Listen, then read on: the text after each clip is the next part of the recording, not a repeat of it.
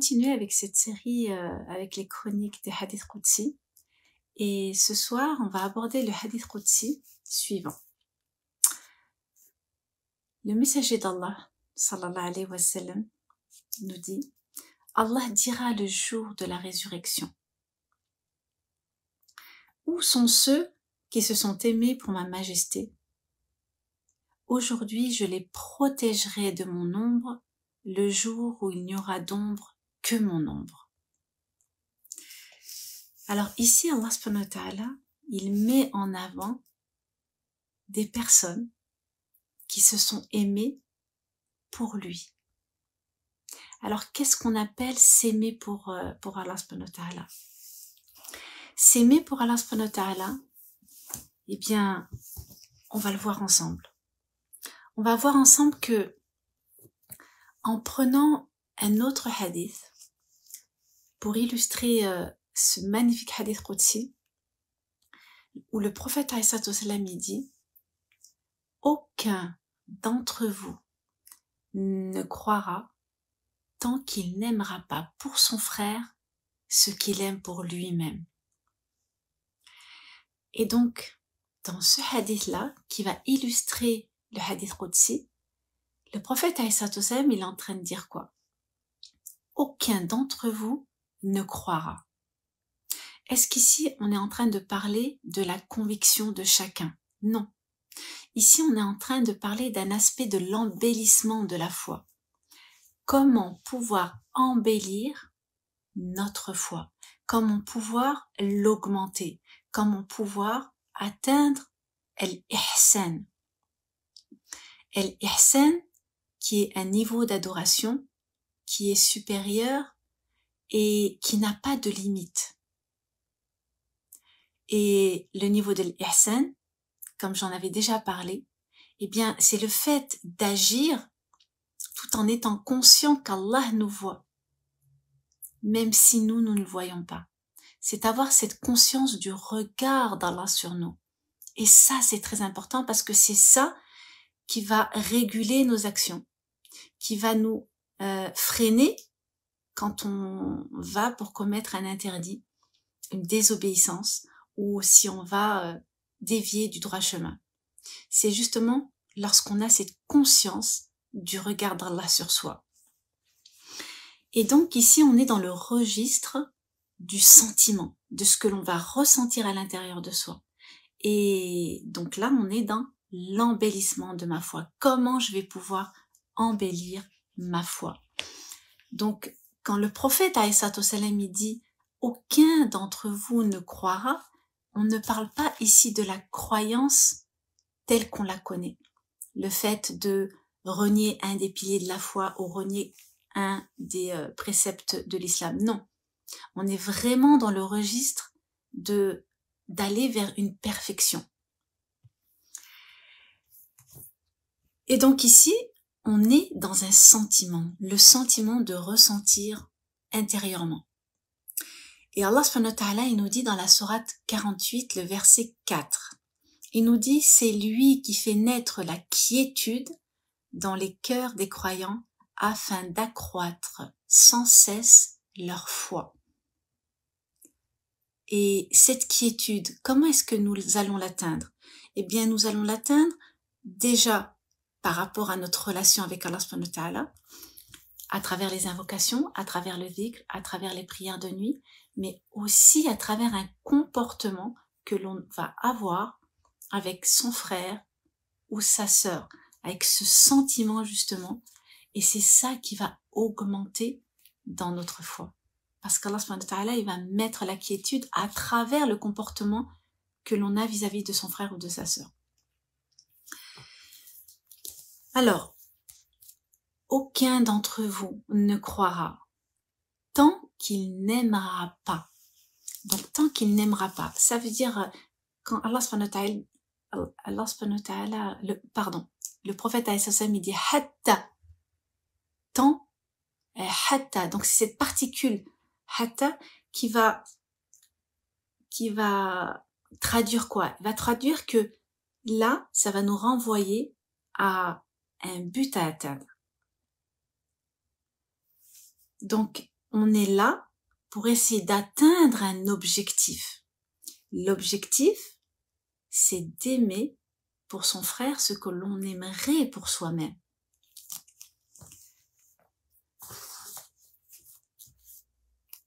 Alors,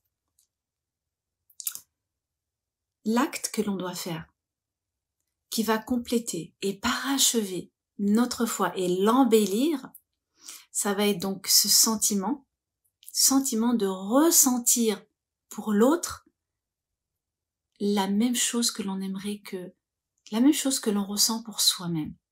Et le prophète alayhi salam, un jour, il était avec ses compagnons.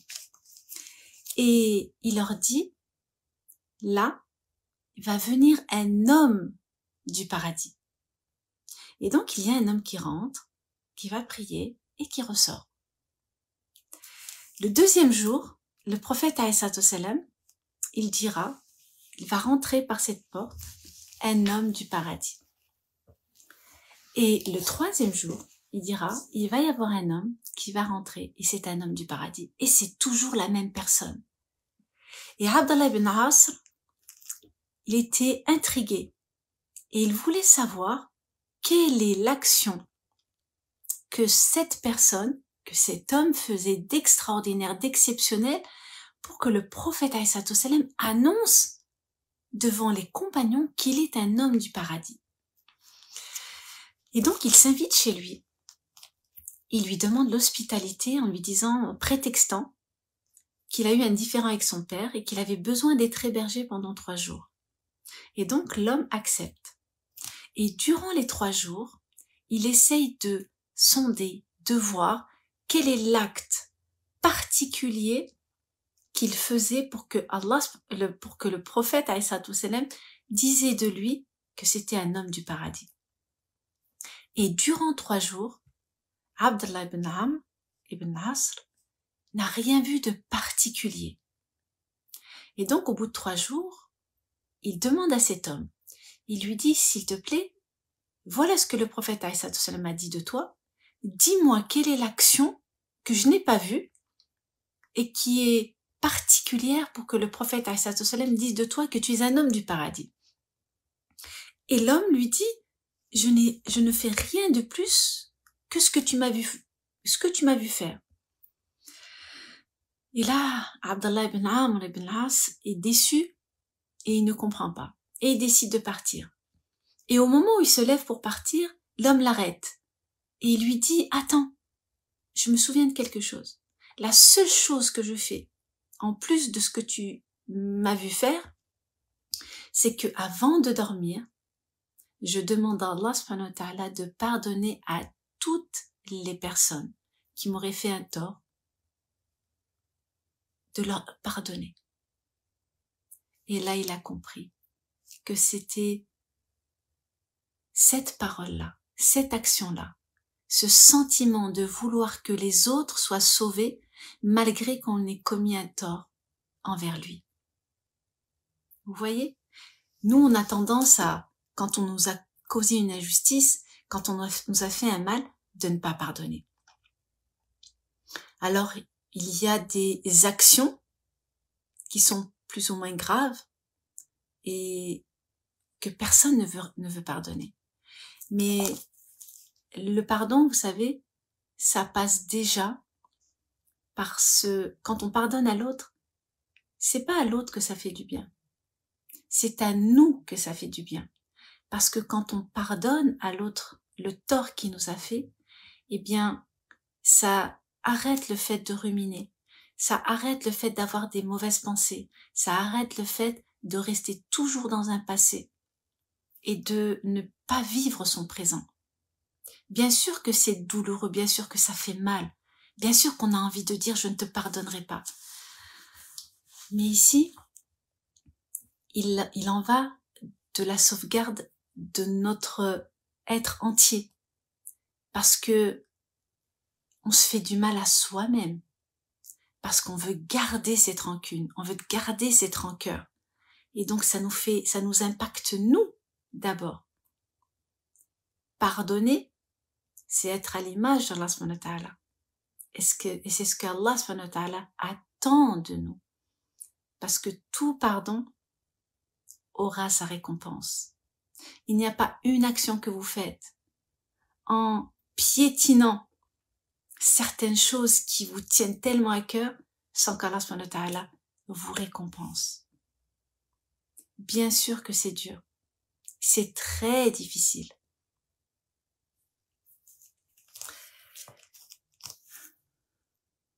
Donc, ce hadith du prophète alayhi salam, il nous invite à atteindre cet objectif. Cet objectif de pouvoir avoir ce sentiment de vouloir le bien pour l'autre comme on aimerait qu'on le fasse pour nous-mêmes.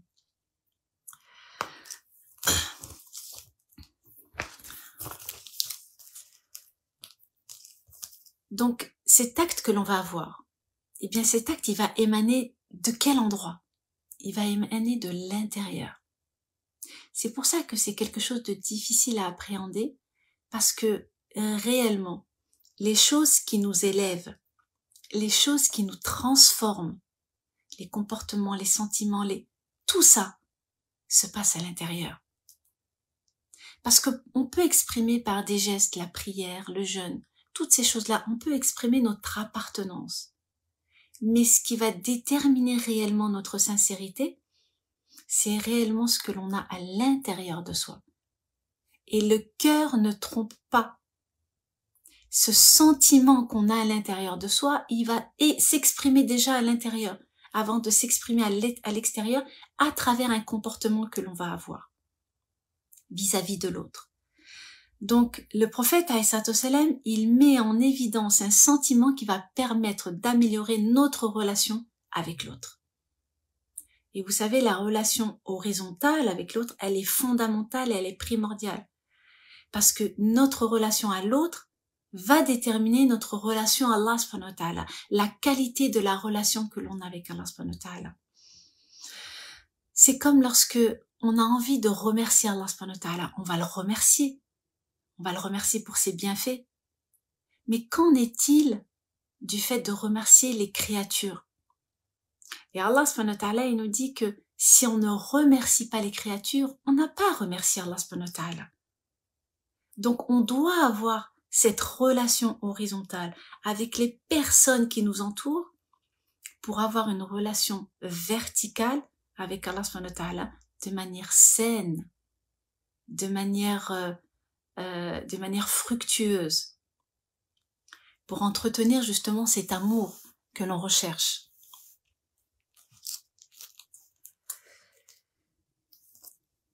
Alors, il faut savoir que quand on est dans ce hadith, quand on est dans cet embellissement de la foi, ça va travailler quel aspect? Ça va travailler un aspect fondamental d'un acte qui est vraiment répréhensible. Et cet acte qui est répréhensible, c'est le hasad. Et le hasad, c'est l'envie. Il y a la jalousie, mais pire que la jalousie, c'est le hasad. Le hasad, c'est quelque chose qui détruit. C'est quelque chose qui tue nos bonnes actions. Et le prophète, alayhi salam, il nous dit que l'envie, elle brûle nos bonnes actions comme le feu brûle le bois. Et donc le hasad, c'est quoi? Le hasad, c'est de vouloir. Vous voyez, il y a une personne qui a une réussite, qui a un bien matériel, qui a des facilités. Et nous aussi, on a des facilités, on a des biens matériels, on est bien, on est à l'aise, on est bien. On n'a rien à envier de plus. Mais lorsqu'on voit quelqu'un qui a la même chose que nous, ou qui a plus, ou qui est en train d'obtenir la même chose que nous, eh bien, on a envie de voir sa destruction. On n'a pas envie de voir sa destruction pour acquérir ce que possède la personne. Non. On a envie de voir la destruction de la personne tout simplement parce qu'on n'a pas envie qu'elle ait la même chose que nous. Et ça, c'est terrible. Ça, c'est terrible. Parce que même si j'ai, je ne souhaite pas la même chose pour l'autre. Même si j'ai, je préfère le voir en dessous de moi. Mais pas mon équivalent. Et surtout pas au-dessus de moi. Et ça, c'est on va dire, c'est un sport.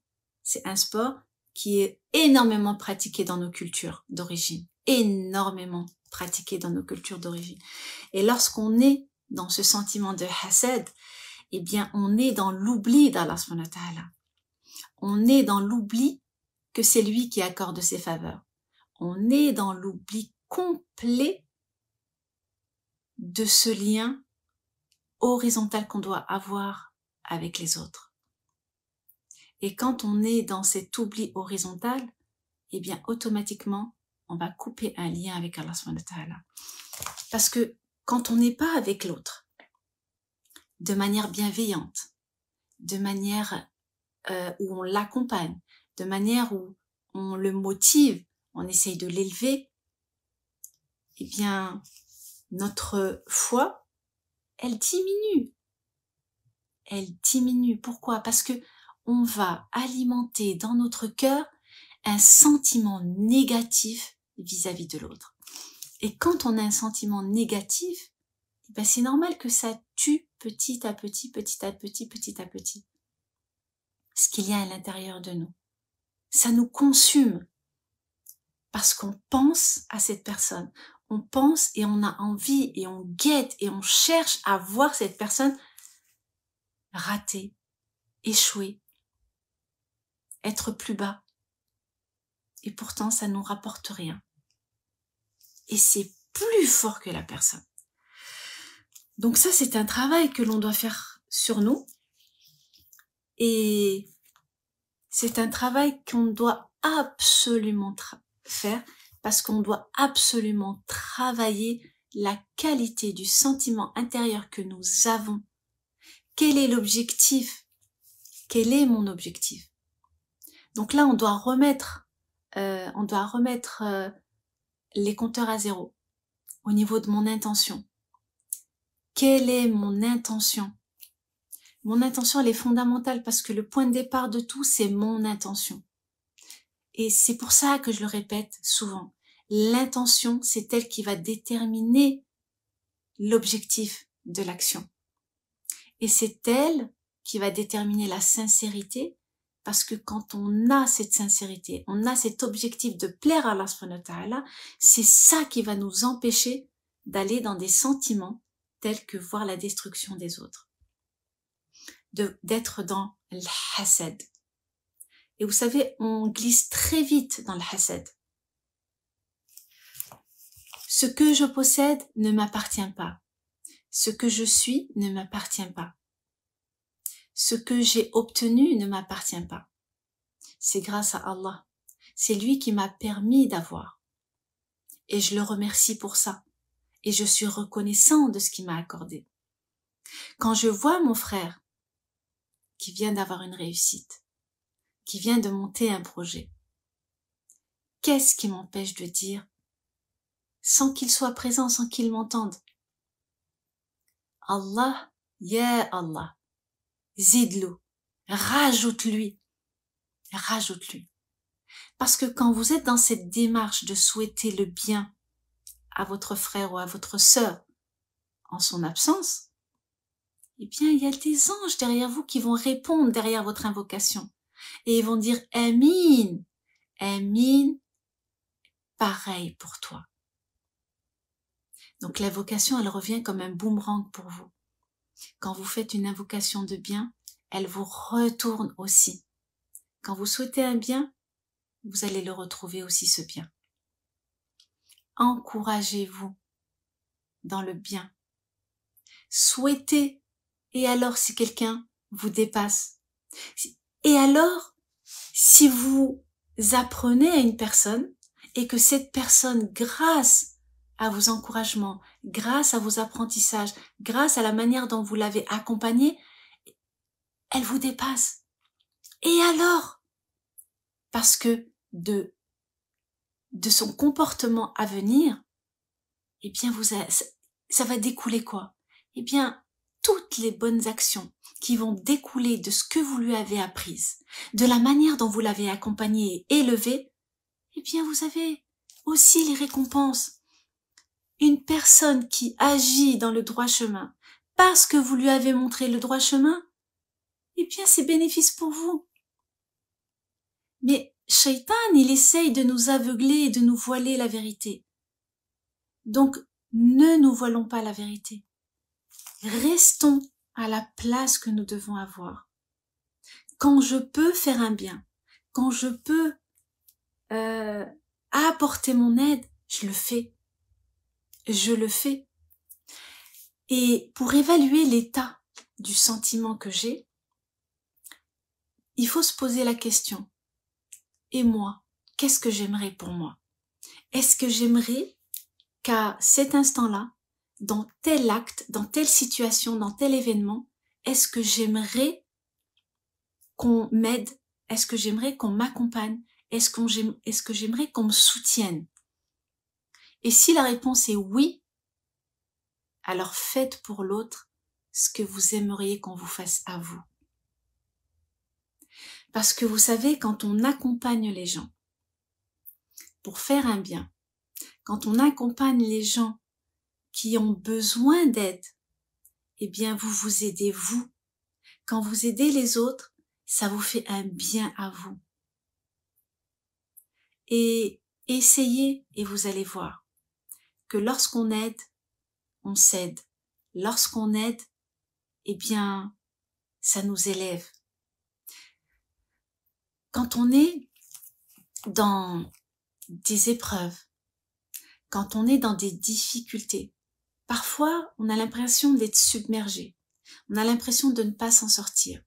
Et on s'isole, on reste chez soi. On se dit, je veux voir personne. Et donc, c'est là que commence la descente aux enfers.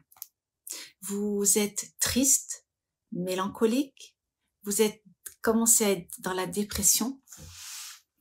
Et vous savez, quand on est dans ce sentiment, si on se met pas en action, eh bien, on va descendre jusqu'à toucher le fond.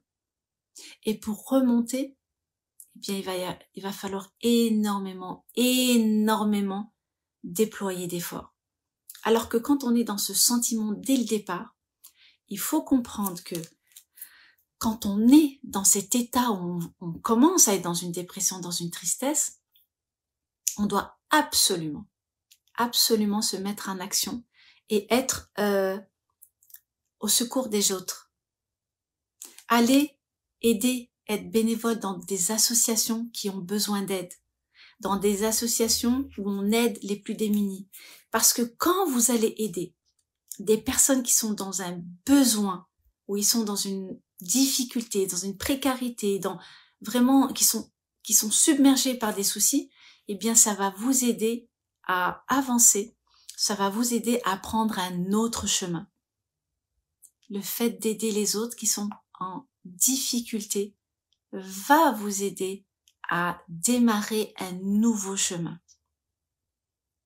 Donc à travers une souffrance, une extrême souffrance, on peut redémarrer à zéro. Tout simplement en aidant les autres qui vont plus mal que nous. Parce que quand on redémarre à zéro, attention, hein, quand je dis redémarrer à zéro, ça veut pas dire que les compteurs, on efface tout et on redémarre tout vierge. Non. C'est-à-dire qu'on redémarre, on reprend un nouveau chemin avec la richesse de la souffrance que l'on a vécue. Parce que ce que l'on vit, ce que l'on a vécu comme difficulté et souffrance, doivent être un enseignement et nous aider à nous propulser, à aller de l'avant, à avancer. L'être humain, il ne peut pas rester sans rien faire. L'être humain, il peut pas dire je ne peux pas, j'ai pas le temps. Il ne peut pas dire je ne trouve pas de moment pour pouvoir faire ceci ou cela ou non. l'être humain a besoin de mouvement constamment, a besoin de se mettre en action. Et il doit se mettre en action pour pouvoir éveiller cette lumière qui est en lui. Cette lumière qui est en lui ne s'allumera pas s'il ne fait pas l'effort d'appuyer sur le bouton. L'interrupteur, il est à côté de lui. Il a juste à l'allumer. Et pour l'allumer, il doit être au contact des autres. Au contact des autres va lui permettre de s'élever auprès d'Allah subhanahu wa ta'ala. Donc, on est justement dans le fait de vouloir essayer d'augmenter sa foi au quotidien. Le prophète alayhi salam, lorsqu'il était à la Mecque, quelle a été la démarche qu'il a faite? Il a fait en sorte que chaque musulman ait cette motivation de libérer un esclave pour lui rendre sa liberté, d'être au plus proche des démunis. Parce qu'il faut savoir que la société arabe de l'époque, c'était une société tribale. Et donc, ils vivaient que entre clans. La famille était le clan, c'est la tribu, c'est elle qui domine. Et toute personne qui ne fait pas partie du clan est une intruse. Donc c'est pour ça que ils étaient entre eux, tribus et clans. Chaque clan avait, c'était une famille à part entière. Et donc ils avaient leurs règles, ils avaient leur manière de faire. Et bien sûr, les autres qui ne sont pas de leur clan ne sont pas considérés comme étant des personnes des leurs. Donc les esclaves, les personnes qui sont à leur service, toutes ces personnes-là n'étaient pas considérées. C'était juste des personnes qui étaient à leur service. Et quand le prophète il arrive et il dit que tout le monde est au même niveau, il n'y a pas de préférence, tout le monde est identique. Donc ça veut dire que les notables, les arabes, devaient manger au même endroit, dans la même assiette qu'un esclave, qu'un pauvre, qu'un démuni. Tout le monde était pareil. Quand le prophète salam est arrivé à Médine, bien sûr que la première chose qu'il a faite, c'est de construire la mosquée. Mais la première action politique qu'il a fait, c'est quoi? C'est le pacte de fraternité. Le pacte de fraternité, c'était un acte qui a été révolutionnaire dans l'humanité tout entière. Et c'est le prophète salam qui l'a mis en place. Ce pacte de fraternité scellait justement les liens entre les différents clans, les différents tribus, et ça permettait justement de mélanger ces liens-là. Les Mécois qui ont émigré, les musulmans qui ont émigré à Médine, ils n'avaient ni bien, parce qu'ils ont sacrifié, ils ont tout laissé. Quand ils ont émigré à Médine, ils ont tout laissé à la Mecque. Donc ils sont arrivés avec leur famille, sans rien. Et comment allaient-ils faire? Les Ansar, qui sont les Médinois, ces Ansar, qu'est-ce qu'ils ont fait? Eh bien, chaque famille médinoise prenait sous sa responsabilité une famille mécoise. Ça veut dire qu'ils partageaient leurs biens de moitié avec cette famille mécoise. Est-ce que vous vous rendez compte qu'ils étaient prêts à faire hériter ces personnes-là? Et ils l'ont fait sans aucune hésitation. Sans aucune hésitation. Les Ansar, les Médinois, sont des personnes qui ont accompagné le prophète alayhi salam, qui ont fait le pacte d'allégeance. Ils ont adhéré au message tout de suite et immédiatement. Et ils étaient prêts à sacrifier de leur vie, de leurs biens, de leurs enfants pour la cause d'Allah subhanahu wa ta'ala. Et vous savez ce qui s'est passé en l'an 9 de l'Hégire, 1 an avant que le prophète alayhi salatu wassalam ne décède, il a eu la bataille, non, en l'an 8, pardon. En l'an 8, juste après la prise de la Mecque, il y a eu la bataille de Hunayn. Et à la bataille de Hunayn, il y a eu un énorme butin. Énorme butin. Donc après la prise de la Mecque, la conquête de la Mecque, les Mécois se sont convertis à l'islam. Donc ils ont pris part à cette l'expédition de Hunayn. Donc à l'issue de cette expédition, le butin a été énorme.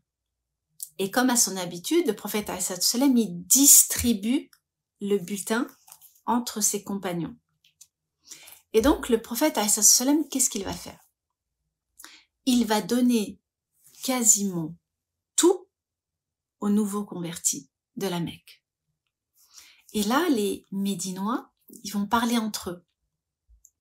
Et ils vont dire, regardez, maintenant que le prophète alayhi salatu wassalam vient de revenir parmi les siens, parce qu'il ne faut pas oublier que la Mecque était la ville, était le pays de cher au cœur du prophète alayhi salatu wassalam, et que lorsqu'il en est parti, il s'est retourné, il a dit, si on ne m'avait pas chassé, jamais je t'aurais laissé. Donc, les Médinois se disent entre eux, regardez, maintenant qu'il a retrouvé les siens, il va rester avec eux. Il est en train de les favoriser par rapport à nous. Et là, le prophète alayhi salam, il entend ça. Et il va les voir. Et il leur dit, vous êtes mes compagnons. Vous êtes ceux qui m'ont entendu, qui ont adhéré au message, qui ont sacrifié de leur vie, de leurs biens, sans aucune hésitation pour la cause d'Allah subhanahu wa ta'ala. Vous n'avez jamais hésité à sacrifier vos biens, vos personnes. Et vous pensez que maintenant, je vais vous laisser? Les Mécois, nouvellement convertis, ce sont des personnes matérialistes. Et ils ont besoin, pour renforcer ce lien, cette nouvelle conversion, de pouvoir les favoriser juste pour les encourager. Mais moi, je reviendrai avec vous et je mourrai parmi vous.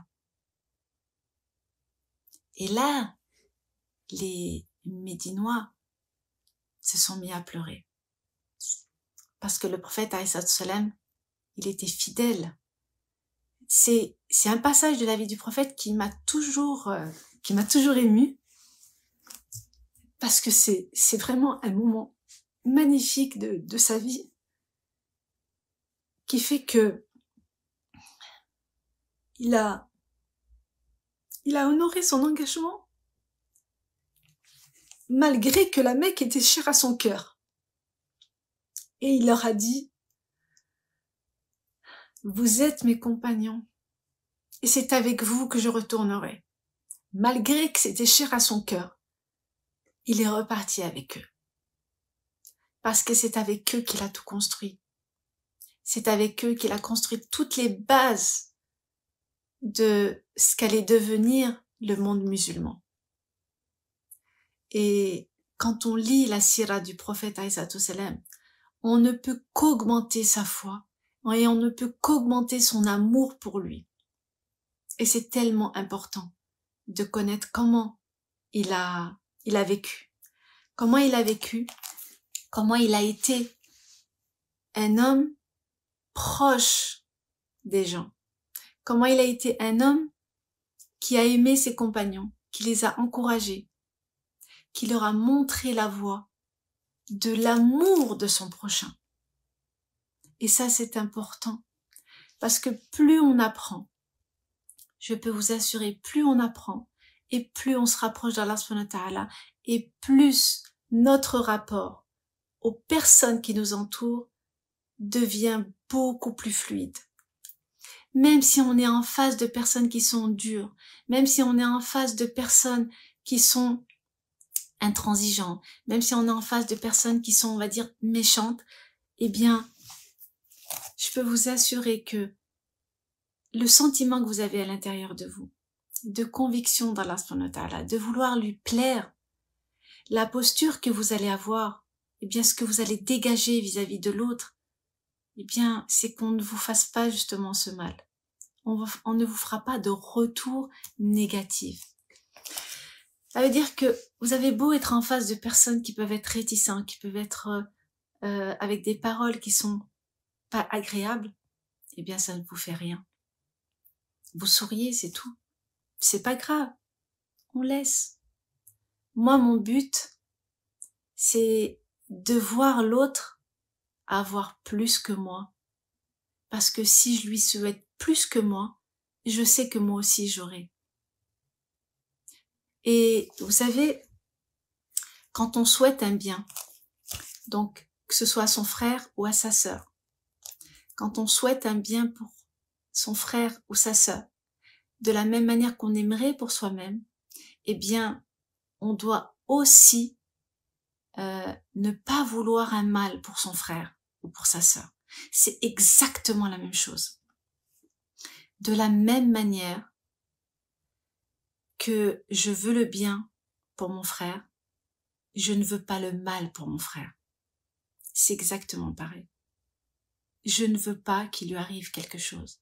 Je dois avoir ce sentiment de miséricorde intérieure qui m'anime. Il faut que cette miséricorde, elle fasse partie intégrante de moi. Si Allah subhanahu wa ta'ala, il s'est présenté à nous à travers sa miséricorde, on le récite chaque jour, plus de 17 fois par jour. À chaque fois qu'on commence quelque chose, on dit Bismillahirrahmanirrahim. Avant de manger, on dit Bismillahirrahmanirrahim. À chaque fois qu'on doit faire un acte, on dit Bismillah. On prononce le nom du miséricordieux. Et quand on prononce le nom du miséricordieux, c'est justement pour pouvoir s'imprégner. Plus je suis proche d'Allah subhanahu wa ta'ala, plus je le mets à l'intérieur de moi, de mes pensées, eh bien plus j'essaye de m'imprégner de ses attributs. Et c'est ça l'objectif de chacun d'entre nous.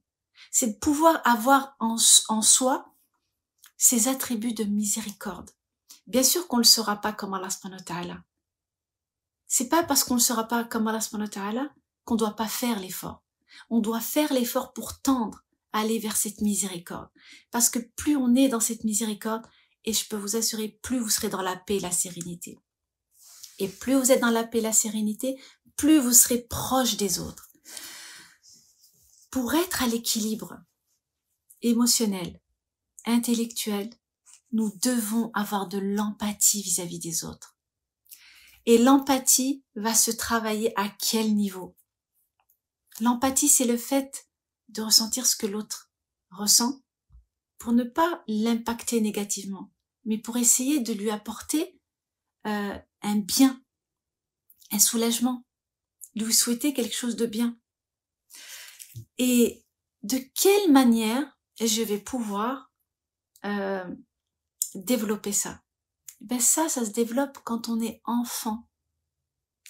Vous qui êtes parents, parce que pour la plupart vous devez être parents, eh bien vous devez planter cette graine de l'empathie à votre enfant pour qu'il puisse justement pour qu'elle puisse germer et pour qu'elle puisse s'amplifier au fur et à mesure où il grandit, où il se développe. Et cette graine de l'empathie, de quelle manière on l'obtient? Eh bien, quand vous diffusez votre amour auprès de vos enfants, que vous dites à vos enfants que vous les aimez, que vous mettez vos enfants en sécurité émotionnelle, eh bien, ils vont développer chez eux cette empathie. Cette empathie qui va justement permettre à leur cœur de se développer.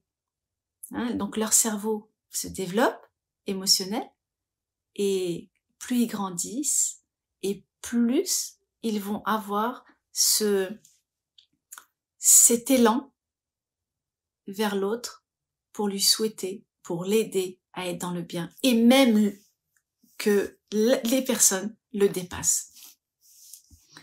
Et ça les dérange pas. Les personnes qui sont empathiques, de voir les personnes qu'ils ont accompagnées les dépasser et réussir, eh bien ça les rend heureux, ça les rend bien. C'est pour ça qu'on doit détruire cette façon de penser de nos cultures, où on est toujours dans cette culture de pourquoi l'autre il a, pourquoi moi j'ai pas, et c'est moi qui devrais avoir, et c'est moi qui mérite, et pourquoi il a, et ben je vais faire tout pour qu'il n'ait pas. Pourquoi? C'est pas le but de notre religion. Et ça n'est pas l'objectif de notre religion. L'objectif, justement, c'est d'aller vers l'excellence du bien et d'aller vers ce qui plaît à Allah subhanahu wa ta'ala. Et ce qui plaît à Allah subhanahu wa ta'ala, c'est de se concurrencer dans le bien. C'est de pouvoir faire un bien. Quand on voit quelqu'un qui fait un bien, eh ben on se dit, moi aussi je vais faire un bien meilleur. Mais toujours dans le bien.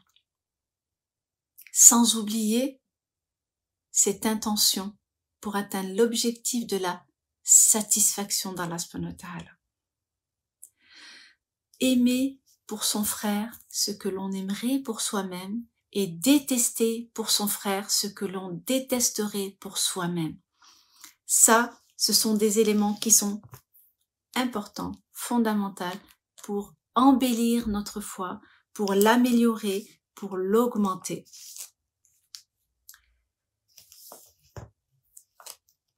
Alors, on pourrait dire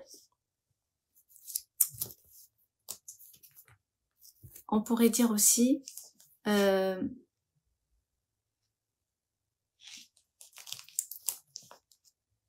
tant qu'il n'aimera pas pour son frère ce qu'il aime pour lui-même. Donc, je suis en train d'essayer de vous faire les phrases. Tant qu'il n'aimera pas pour son frère ce qu'il aime pour lui-même. Donc, sa foi, elle ne s'embellit pas, elle ne s'élève pas, elle n'augmente pas. Il y a s'aimer pour... Alors, c'est aimer pour l'autre ce qu'on aime pour soi-même, aimer le bien pour son frère, détester le mal pour son frère, c'est aimer que l'autre soit meilleur que nous. Est-ce qu'on est capable d'aimer pour l'autre qu'il soit dans une posture meilleure que la nôtre? Est-ce qu'on peut arriver à cet état? Ça, c'est un défi que l'on devrait se faire. Vouloir quelque chose de meilleur pour l'autre.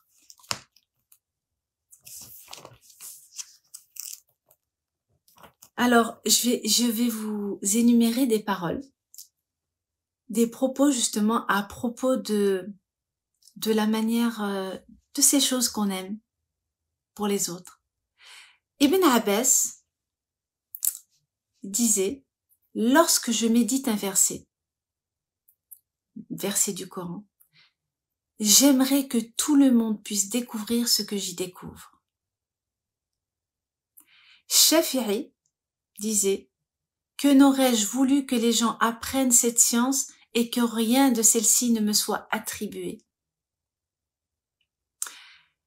Fudayl ibn Iyad, qui est mort en 187 de l'Hégire, il disait, si tu désires que les gens soient comme toi, tu n'as pas conseillé pour Allah. Alors que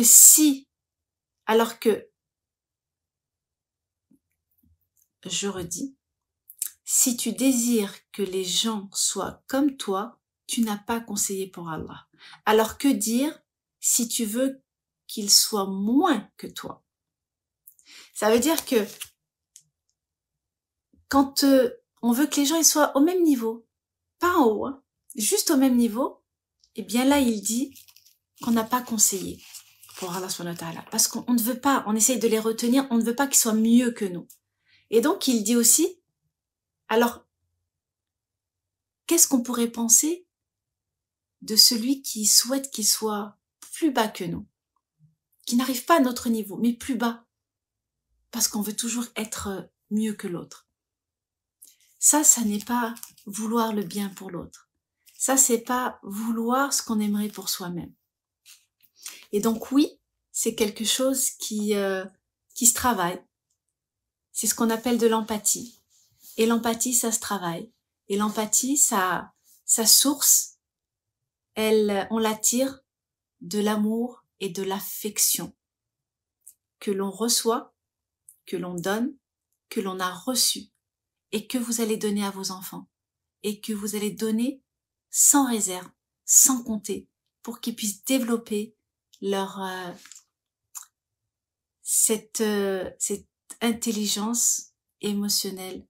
C'est ça qui va leur permettre de pouvoir être dans le bien. Plus vous développez cet aspect de l'amour et de l'affection, et plus votre enfant va grandir de manière équilibrée. Et il sera un élément de lumière autour de lui. Et vous, faites la même chose. Ne retenez pas vos sentiments. Ne les gardez pas. Apprenez à pouvoir dire les choses. Apprenez à dire les choses. Un jour, le prophète alayhi salam, il était avec Omar ibn Khattab. Ils étaient en train de marcher, ils étaient dans le marché. Et à un moment donné, Omar, il prend la main du prophète alayhi salam et dit « Ya Rasulullah, je t'aime ». Et là, le prophète alayhi salam, il lui dit « Est-ce que tu m'aimes plus que tes enfants ?» Il lui dit « Oui, Ya Rasulullah ». Il lui dit « Est-ce que tu m'aimes plus que tes biens ?» Il lui dit « Oui, Ya Rasulullah ». Et ensuite, il lui dit « Est-ce que tu m'aimes plus que toi-même ?» Et là, Omar ibn Khattab, il lui dit « Ah non, Ya Rasulullah ». Et là, le prophète alayhi salam, il lui dit « Tant que tu ne m'aimeras pas plus que toi-même, tu ne m'aimeras pas. » Donc, Omar, il rentre chez lui et quelque temps après, il revient voir le prophète alayhi salam, il lui dit « Ya Rasulullah, je t'aime plus que ma propre personne. » Il lui dit « Qu'est-ce qui t'a fait changer d'avis ?» Et là, il lui dit « Je me suis posé la question de me dire qui me sera le plus profitable le jour de la rencontre avec Allah subhanahu wa ta'ala. Et j'ai su que c'était toi, Ya Rasulullah. Alors oui, je t'aime plus que ma propre personne, parce que c'est toi qui me sera profitable dans l'au-delà. Allahumma anta rabbi la ilaha illa anta khalaqtani wa ana abduka wa ana ala ahdika wa wa'dika mastata'tu a'udhu bika min sharri ma sana'tu abu'u ilayka bi ni'matika alayya wa abu'u bi dhanbi faghfir li fa innahu la yaghfiru dhunuba illa anta. Astaghfirullah alladhi la ilaha illa huwa al-hayyul qayyum wa atubu ilayk. Astaghfirullah alladhi la ilaha illa huwa al-hayyul qayyum wa atubu ilayk. Astaghfirullah alladhi la ilaha illa huwa al-hayyul qayyum wa atubu ilayk. Ya Allah, aide-nous à t'adorer, aide-nous dans notre manière d'être dans ta proximité. Mets sur notre chemin des personnes qui nous aident à nous élever, des personnes qui nous accompagnent, des personnes qui nous apprennent à t'aimer davantage. Ya Allah, aide nos malades, aide nos enfants à être sur le droit chemin. Ya Allah, aide les personnes qui sont dans la souffrance. Apporte-leur la sérénité, apporte-leur ta miséricorde. Ya Allah, apporte ton aide à nos frères et nos sœurs en Palestine qui sont en train de vivre l'injustice, le mépris et l'humiliation durant ce mois de Ramadan. Apporte-leur un soulagement, apporte-leur ta miséricorde, apporte-leur ta bienveillance. Aide-les à surmonter cette épreuve, apporte-leur ton amour. Qu'Allah vous accorde le meilleur ici-bas et dans l'au-delà et qu'il vous facilite dans votre cheminement durant tout ce mois de Ramadan, Inch'Allah. Qu'Allah vous aime, qu'Allah vous garde et surtout, n'oubliez pas de dire à ceux que vous aimez que vous les aimez. L'amour est le point de départ de toute action. Donc n'hésitez pas, donnez de votre amour. Salam alaikum wa rahmatullah.